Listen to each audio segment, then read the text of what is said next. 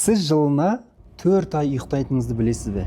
Ұйқы адам өмірінің 30-35%-ын алады.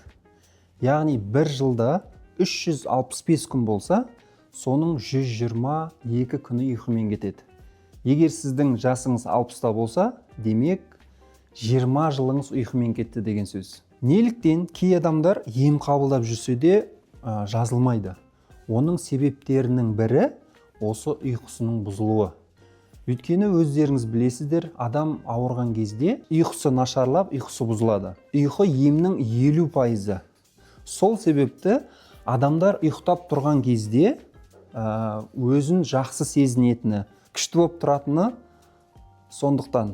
Адам түнде ұйықтаған кезде глимфатикалық жүйе арқылы өз-өзін тазартады. Ол деген сөз адамның ағзасындағы зиянды, керек емес заттарды, ақуыздарды жояды.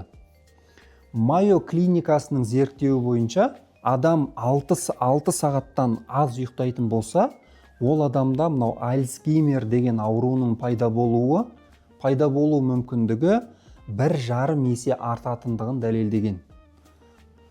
Сол себепті бұл ауру үлкен кісілерде, үлкен қарт кісілерде кездесетін содан. Өйткені ол кісілерде ұйқысы қашып, ұйқысы азаяды.